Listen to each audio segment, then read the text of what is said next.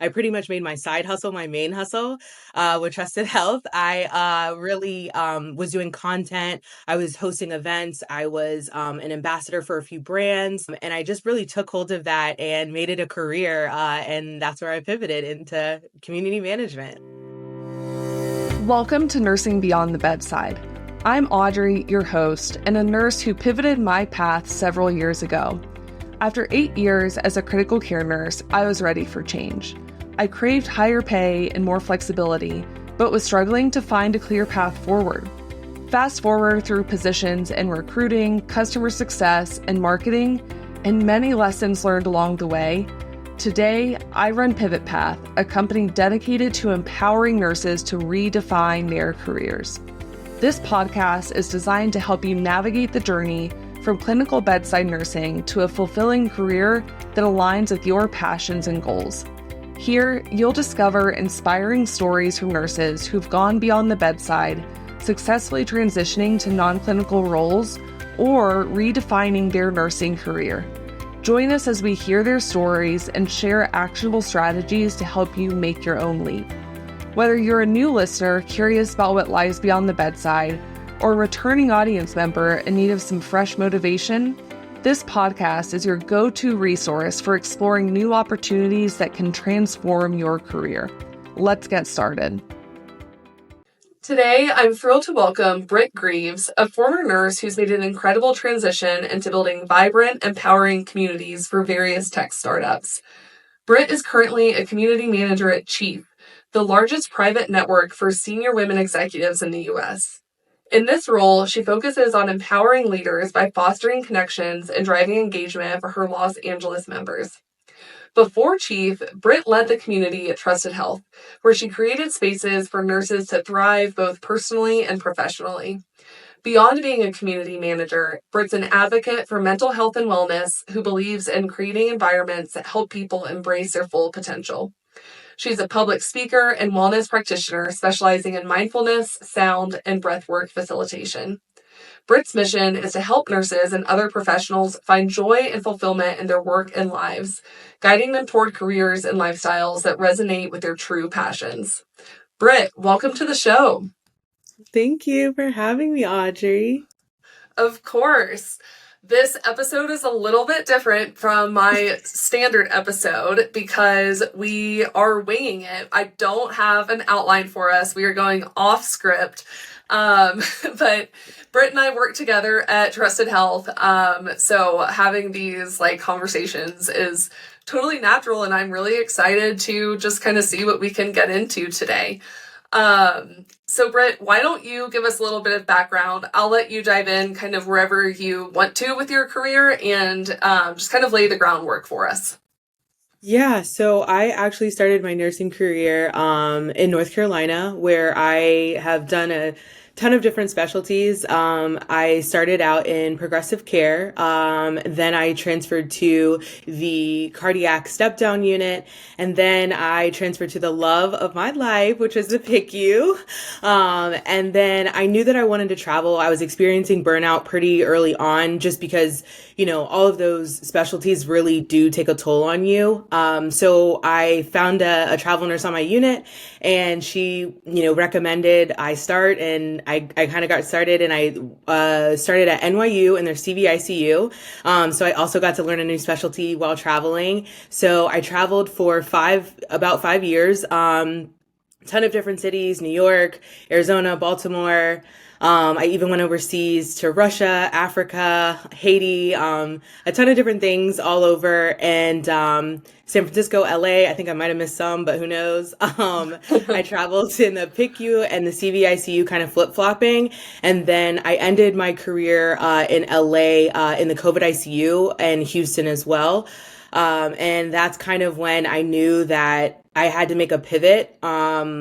It was just kind of time. It was already time, but travel nursing kind of staved that off a little bit. And then during the pandemic, I knew that this couldn't be life. There had to be more than this.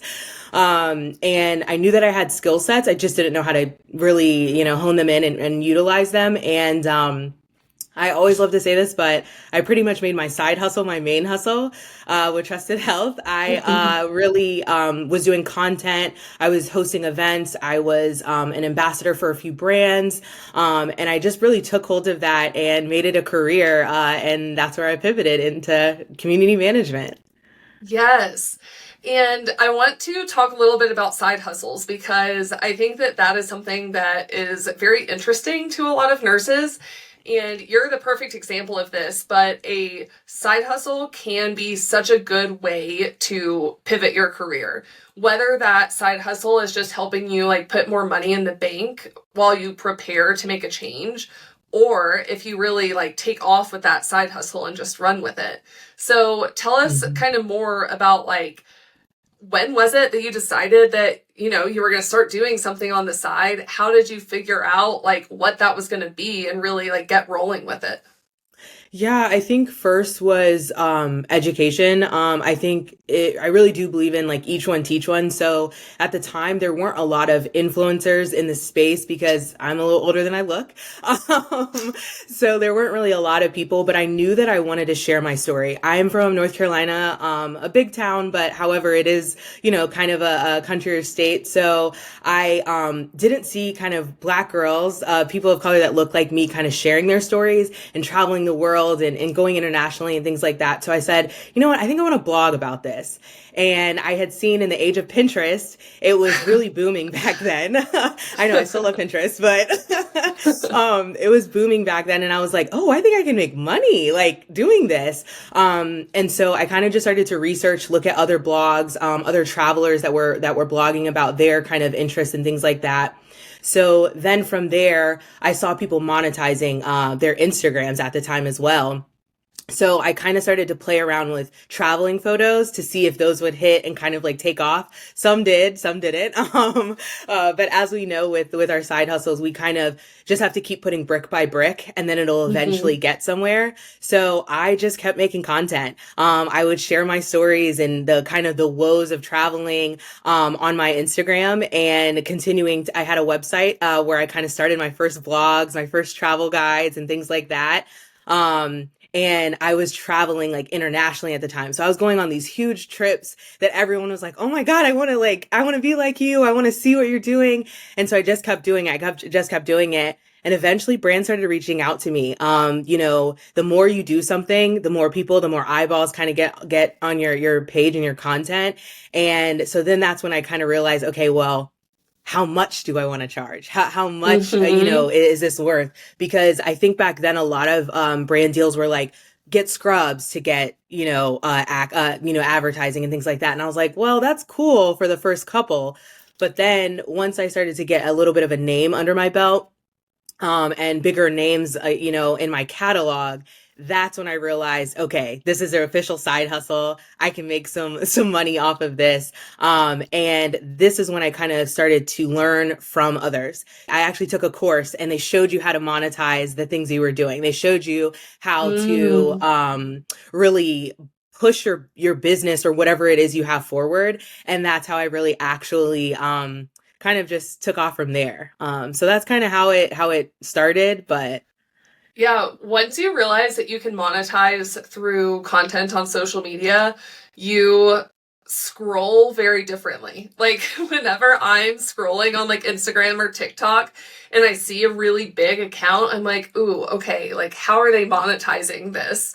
And it's really interesting and especially nowadays like I mean, you and I both know this from working in marketing and you on the content creation side brands need content creators now. Like it is yeah. essential. It is an Hmm. essential part of their marketing because people don't want to buy from brands.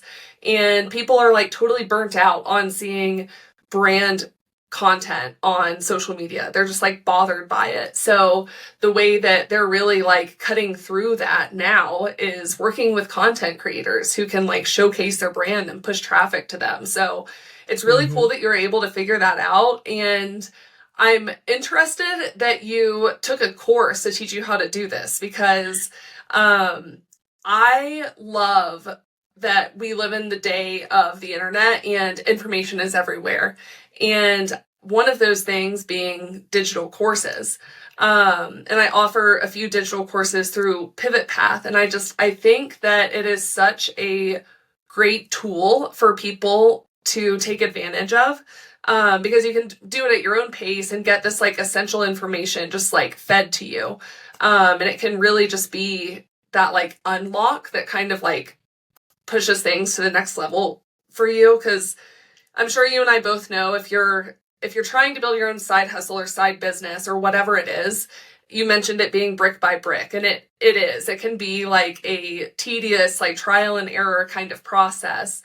But if you can get kind of an inside scoop along the way, I feel like that can be really powerful. Yeah, I think there's two things there. One is, so I took the course Concept to Creation. They don't have it anymore. However, they still are in the game. I think that one, YouTube University is free. So I will also kind of say that in this age, you can literally research anything. So back then, like I said, it wasn't a lot of people that were doing it or in this space and doing it the way that I wanted to.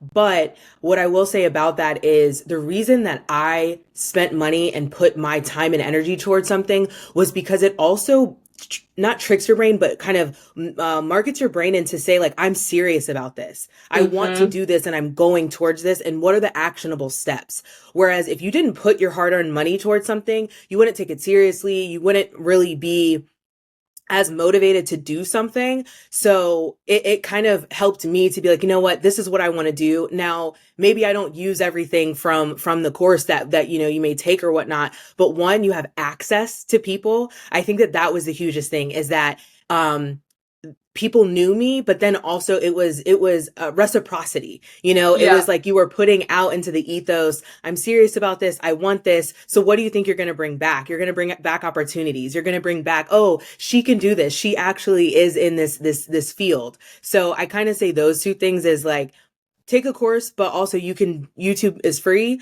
There's tons of people on the internet now that don't, you know, charge too much. But then also, I think it's just more about taking the necessary steps to get to your end goal. And that's how it's more about that and kind of like pushing towards that than it is the actual, like the money or the time or whatnot that comes out of the course necessarily. Yeah, absolutely. And you're so right. Like if you're putting your money where your mouth is, you're saying like, yes, this is my goal. I'm going to do it. And you're really like making that investment. You're betting on yourself. So I think that's really powerful. How then, and like you talked about like goal setting a little bit and like, you know, making that investment to like go for your goals. Talk to me about the transition of doing that and then deciding, okay, like, I've got something here. I'm leaving nursing. What did the different phases of that look like from like leaving the bedside to like ending up at Trusted working for community? Such a good question. Yeah. So I would say that it was a lot of mindset work. So, at the time I was knee deep in COVID. So we were all experiencing the same thing, grief, PTSD, all the things, the gamut of things. So it looked like a lot of crying. It looked like a lot of tears. It looked like a lot of therapy. And really getting my mindset shifted to my life has a bigger purpose than this. I have larger gifts than this. And I think it looked like I knew that I wasn't giving my best and that my patients and the people around me deserved my best. And where can I now utilize my best? So that comes with mindset. So that comes with, I'll get kind of like a little bit deep in it, but it comes with daily routines, meditation, mindfulness, gratitude, to really cut out the noise, because I don't think that you can pivot until you do that. Because you're going to have the noise of, well, you need to become charge nurse. You have to go back to school and do this and that. And I was actually actively applying to FMP school at the time as well. So it looked like a lot of getting clear on my goals and cutting out the noise of what is it supposed to look like? What is my life trajectory supposed to be? And is there something else? And so what I started doing was doing more of what I was passionate about. So I started hosting more events. I started to put myself in the way that I wanted to go to see if there's potentiality there, because you a lot of times, us as nurses pivoting, we are creating a path that is not there. And that is Mm-hmm. literally what I was doing. I was creating magic out of thin air. So I started to go in the way to see, are there other people that look like me? Are there other people in this position that could potentially help me? So I got connected with other nurses that had already were in this role, and I talked to them. I networked, and I really tried to engage to see, like, what does life look like on the other side? How do I get there? And what could it look like for me? I also was very blessed in the fact I actually, my fiance is actually in tech. So I was able to ask other tech workers, like social media managers, people. So I got to actually talk to other people. What does your daily look like? How much money is this sustainable? Could this possibly be? Mm-hmm. And so that was another thing I did. So I would say community in that. I know that it's kind of very like tongue in cheek for me to say community, but it is. So I would say mindset is one pillar, community is the second pillar, and then going back to taking those necessary steps, I applied. I know that that sounds wild. I applied for the job. I brushed up my resume. I back then there wasn't any chat GPT, but I had other people who were in the positions look at my resume, help me practice for interviews, researching what kind of roles are outside of bedside that I could potentially utilize my gifts at. And when I mean like understanding your gifts or your soft skills or your hard skills, what are your transferable skills from nursing to whatever other field you're going to, whether it's communication, whether it's like problem solving, whatever it is that kind of like, that you're great at in nursing, that is a transferable skill that you may not Mm-hmm. be aware of. And how I utilize that is taking my nursing skills, but how can that go towards the goals or what they're looking for in the JD?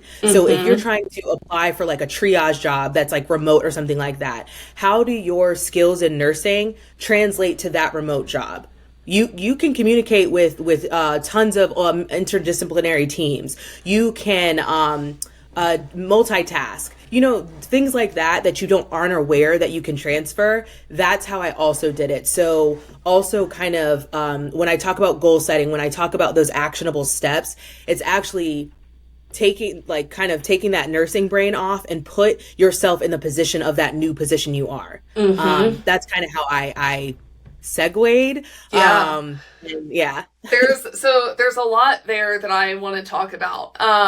So I'm going to go back to like where you're talking about just like the mindfulness, right? And like kind Yeah. of assessing like where you were at, and like you weren't the nurse that you like wanted to be showing up for your patients anymore, and making that decision of like, okay, well, if I'm not able to show up here like I intend to, then like what else can I do? I think that even just that initial thought can be really challenging for nurses. First of all, it's sometimes really hard to recognize burnout when you're in it because it's just like a state of chronic stress. And second, I think that like nurses, we go into nursing a lot of times we go into nursing because we are very like passionate about helping people. We like leaving the day, walking away, feeling like and knowing like we made an impact in that patient and that family's life today. And I think that can be a really hard thing to leave behind.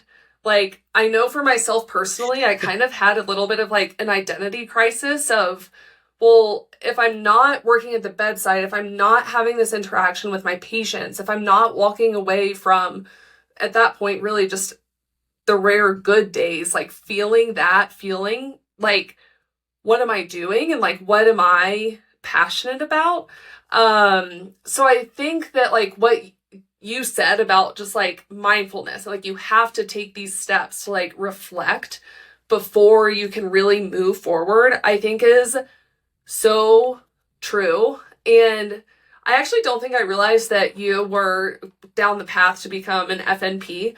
Because I similarly, I had gone down the path to become a CRNA Mm-hmm. and ended up making the decision. I mean, I had gotten into school and everything, like the whole thing. And then Mm-hmm. I was like, wait a second, like this just doesn't feel right. Like in my core. So what else? And that's a hard feeling to grapple with. I think what I realized, and this is, I don't want to put this on all nurses. However, when somebody asks you, like, hey, how are you doing? And you say, hi, I'm Brittany, I'm a nurse. Why? You're so much bigger than that. You are way more than a nurse. And that is, I think, the mindset that I had to switch out of, is that I am more than a nurse. Like, I'm bigger than that. And I think that was that, where you're talking about that kind of like identity crisis. I went through it. I still go through it all the time. You're never going to not be a nurse because you have that degree. You have that certification. You pass the NCLEX, right? I think the problem is that we wear it as just like we put the badge on, we never take it off. We wear it everywhere. We clock in when we're at the grocery store and we see people's legs that are massive or their veins are huge. We're like, oh yeah. No, you have to take that hat off because you are bigger than that. You're a human at first, but like, what else like sparks joy in you? What else, feeds your soul? What makes you happy? Things like that. And I think that is where I was struggling for a long time, is just always saying like, I'm a nurse. Even when I was at Trusted, I would say like, oh, I'm a nurse and a community manager. You can be all things. It doesn't have to, one doesn't have to precede the other, So yeah, I would say that is like one of the main things that I recognize in us is that we lead with, I'm a nurse. Yeah. And I think that's what we have to kind of pick apart a little bit. I agree, because I think that as a profession, compared to like a lot of other professions, we like identify with our profession way more than other professionals do.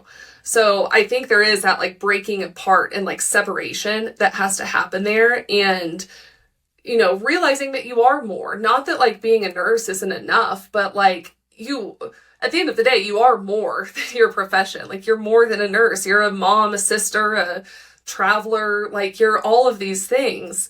And the second thing that I wanted to talk about that you mentioned is community and finding people who were like a few steps ahead of you, like doing what you like thought you might want to do. And I think that is also really important, whether it is like surrounding yourself with a social group or network of people who are, ambitious and kind of pushing the boundaries, and like, you have to, whether it's your fiance or someone else doing the job or a friend who believes in you, like, you've got to have that other like voice and like positivity in your life that is like, yeah, like you're a fantastic nurse, but you could also be a fantastic community manager or marketer or entrepreneur, like all of these things. So I think that finding that is really important. And I want to kind of use that as like a segue into like you managing communities now. And like, first of all, how would you describe community management? Because I think that is a role that a lot of nurses are like, that's a job. Like, what I does thought so too. Yeah.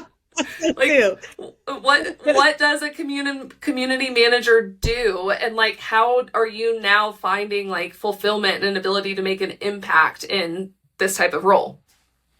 Yeah, so I would say a community manager is a juggler, just like a nurse is. We manage a lot of things, whether you're marketing. So that could be content, that could be events, that could be sending out emails, that could be creating posts, for your events or whatever it might be. Like the full breadth and depth of what could, entail an event, or what could entail an email, or what could entail a newsletter, or disseminating information. Engagement is the hugest thing. So whether it's digital online presence, if you go to a community forum or a membership network and people are kind of chatting in, managing that, Reddit, somebody manages Reddit. If you didn't know, someone manages Reddit. So it's kind of like that. I do a lot of digital online presence and connecting people digitally, but then it also comprises of in person. So whether that's facilitation or hosting, sometimes that's being a therapist, a shoulder to cry on, an encourager, and also connecting people. I love to say that one of my superpowers is connecting. If you've ever met me, I've probably tried to connect you to someone or something that I think would help you. And that's what I do as a community manager as well. I connect people, whether it's to resources, whether I write the blogs or I find the information, or I've created the content, or if I am putting people together that are thought leaders to disseminate the education, the information, webinars, in-person events, happy hours, you name it, kind of that kind of rung of everything, of the connection of the events. And yeah, we kind of just put a bow on it. That's kind of like how I say, like, you know how we as nurses, we used to, like, at the end of the day, like whether it's 7P or 7A, the sheets are clean and the person looks nice, everything's good. Like, that's kind of what I do, is no matter if there's chaos and things being juggled in the background, when you get it, it looks like a pretty bow is on it and it's all nice and neat. So yeah. Yeah, and I know that there is often a lot of chaos and moving pieces behind the scenes of being a community manager, whether that is planning an event or managing an online community. Much like nursing, you know, if the family shows up at 7 a.m., it's not going to look like, you know, shit hit the fan all night and there's, you know, there's sheets and equipment and, you know, stains everywhere. It's going to look nice. So I think that comparison too just kind of like speaks to those transferable skills that you mentioned before, like the communicating with people, the interpersonal skills, the emotional intelligence. Then there's like the tactical things of like prioritization and organization and time management. Like there's a lot going on. Just like when you're nursing, you know, like you have to manage all of these things through a shift. And those are the things that I think can be very difficult for a nurse. It's so natural as part of our like day-to-day work that it can often be hard to say like, oh yeah, like I'm really good at time management and working under pressure and meeting deadlines. Like we do it every single day. But when you're thinking about like, well, what job skills do I have to like go away from the bedside? It's like, those are the things. And do you think that like when you were pivoting into like a community management type role, were you able to immediately identify these transferable skills that you had from your nursing experience? Or was it more of a like in retrospect or through the job, you were like, oh yeah, like I am really good at this thing. And like that probably comes from my nursing foundation. I think it's a little bit of both. I'll say that just to give you guys background, I was not applying for the community manager job. I was applying for the social media manager job.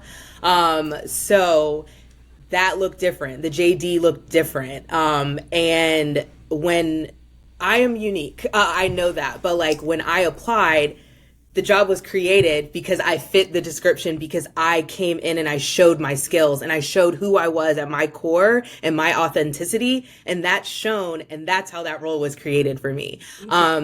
Little did I know that there's a ton of other companies that have community managers.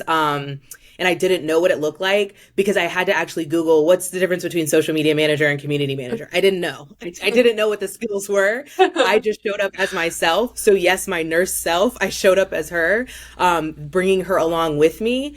And that shone through. So I wouldn't say that it was, I identified immediately with all the skills. There's actually, so I will say one thing to that. So there's been a lot of like things going on in the social media that are saying like, if you can meet 40% of the JD, you should apply for the job. If you can meet 40 to 50% of the JD and then kind of, you know, have the confidence and you can do it. So that's one piece I'll say. And then two, I will say that I am who I am. And Audrey, you know this, like I am who I am. If you meet me, I am this embodiment of service, of light, of energy. And I feel that community management found me. Like I am Hmm. so blessed to be able to do what I do because I do believe that this was meant for me. I've always hosted great parties or events. I've always educated people. This is what I wanted to do with my platform, you know? So those same pillars that I'll go back to, right? That I was originally trying to educate people, show people that they could inspire people. Those pillars are the same things I do in my job and my role. So no, I did not at the time.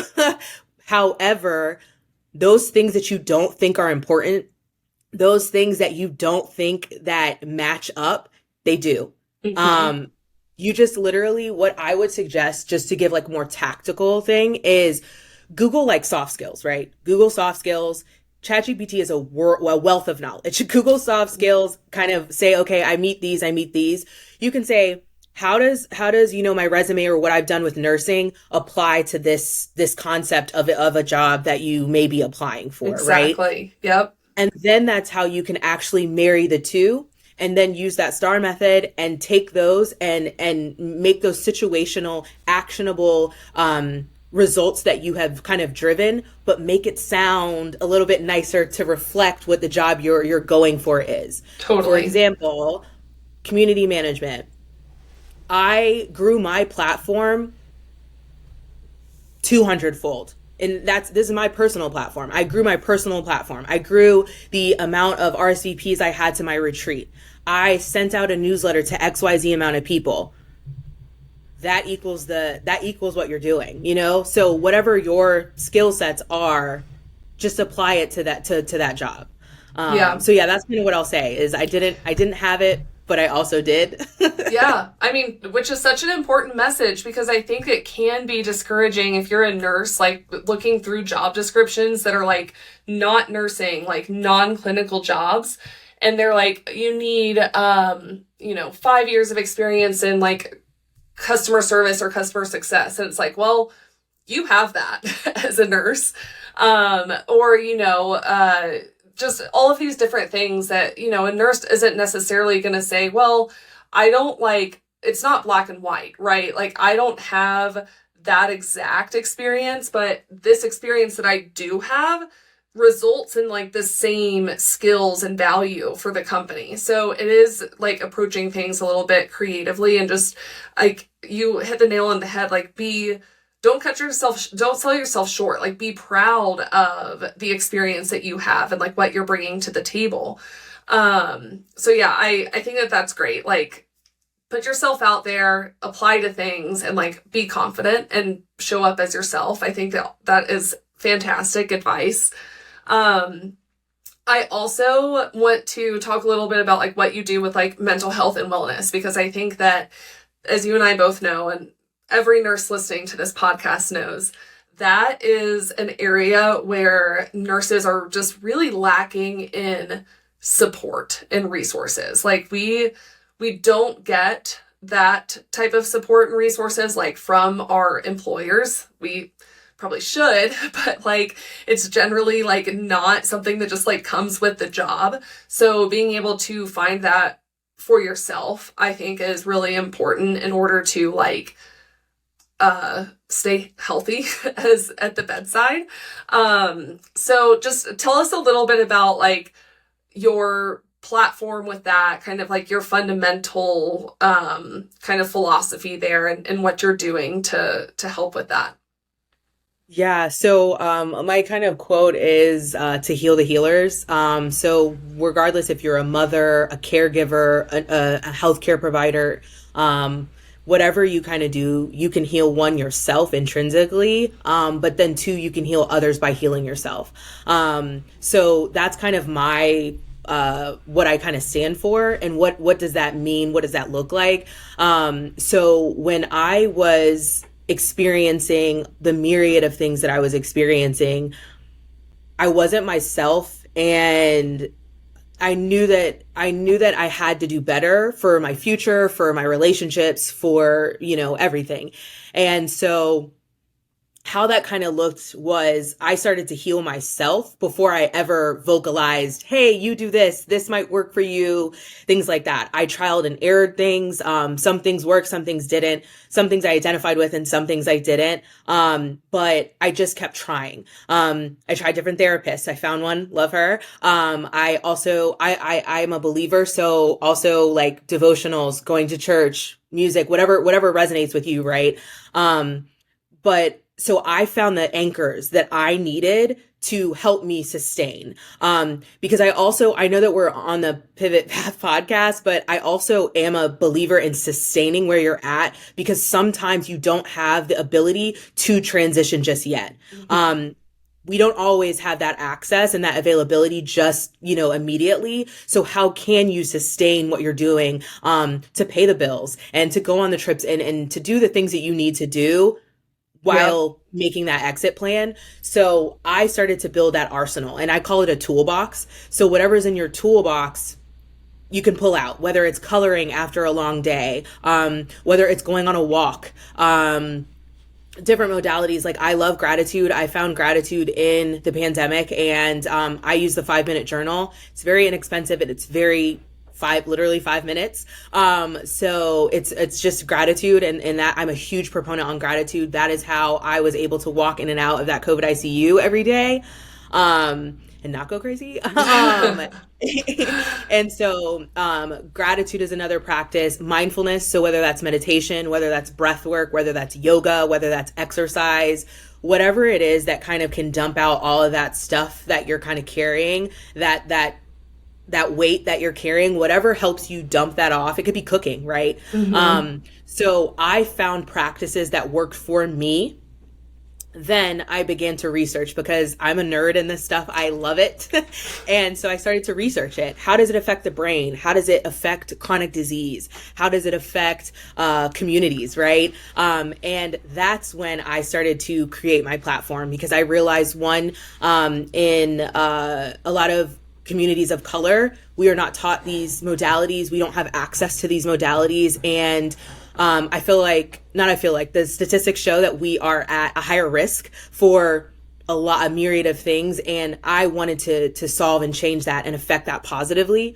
So through that research, I brought in evidence-based practice through all of the things I was doing, whether it's breath work, whether it's meditation. It's all science-based. You can Google it and you'll come up with a ton of information on it. So I started to have a retreat program, and also start to use my platform and just kind of educate people on various practices. And then people would say, like, you need to host something, you need to have something, you need to do this. And I'm like, okay, all right. I'll do it. And so I did, because again, kind of going back, is I didn't see it in the market. It didn't exist. And at the time, we were also in civil unrest, during COVID as well. And so I was like, you know what, I'm going to create this to create a space for us. And I did. And it was just amazing. And I just lit up. And from there, I knew that this was where I needed to go. This is the path that I kind of needed to go on, for myself, but also my community. I think community management for me is bigger than my job. It's actually what I kind of believe in. Community nursing was my favorite class. So this is me, you know what I mean? So I began my retreat style, program, and then I started to teach on my platform. And then I got certified in breath, sound, and mindfulness. And I just kind of started to host some things. I will also just recommend a few resources for anybody kind of experiencing it. I love Debriefing the Front Lines, and as well as Operation Happy Nurse. I actually do a few meditations and mindfulness practices for them. And if you are experiencing any of these things, know that you're not alone. So, and there's a ton of help out there. So that's how I kind of like galvanized my passion, my purpose, and then like made it into kind of like, I don't get any money off of it, so I don't want to say profit, but whatever the project. Yeah. That's incredible. And what I run into so many times with guests on this podcast is really, I just find myself talking to a nurse who found what she was passionate about and chase that down.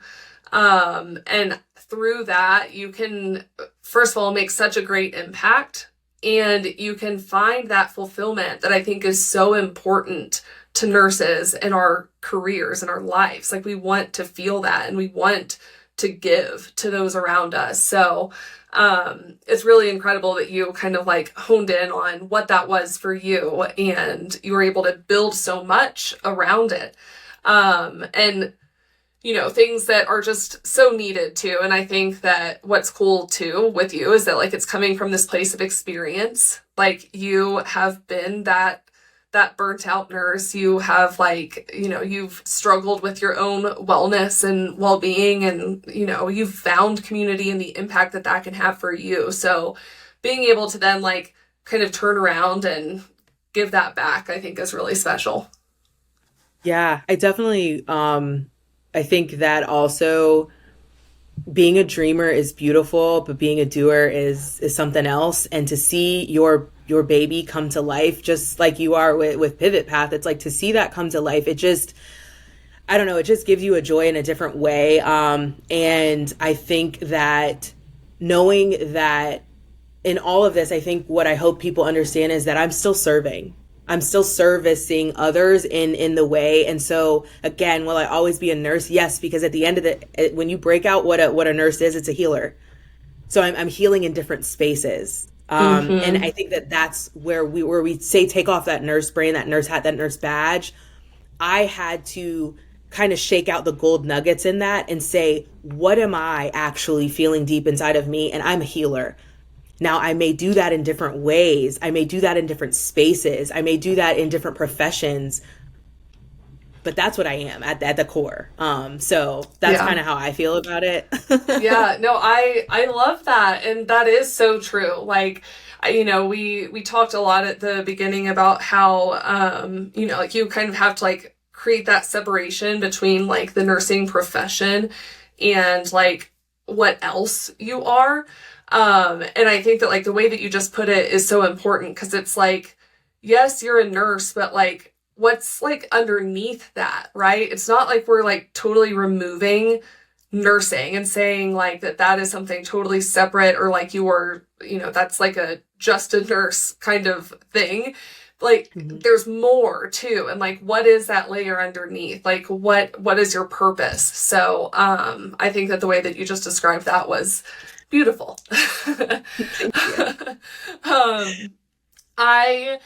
We've talked about so much, and at the end of every episode, I kind of like to wrap it up with like, if you had a few like key takeaways to tell someone who was, in your shoes, a few steps behind you, maybe feeling burnt out at the bedside, maybe feeling a little bit stuck, or kind of questioning the future of their career.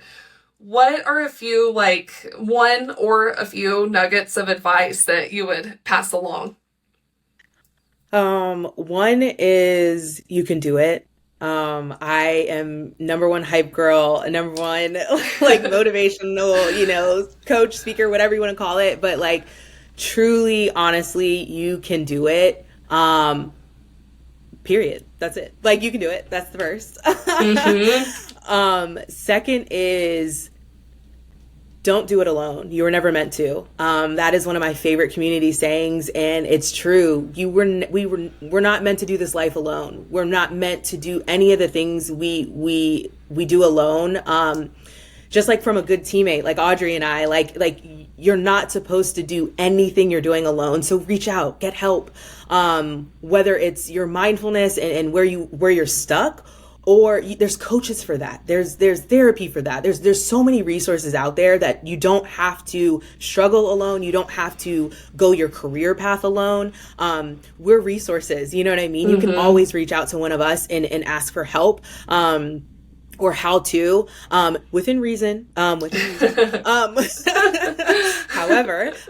there are so many people that have paved the way that you don't have to. I think that Audrey and I are some of them that we have paved this way. So learn from our mistakes. Learn the lessons from us. You don't have to do it alone. So I would say do it. You don't have to do it alone, and in somewhat of that same sense is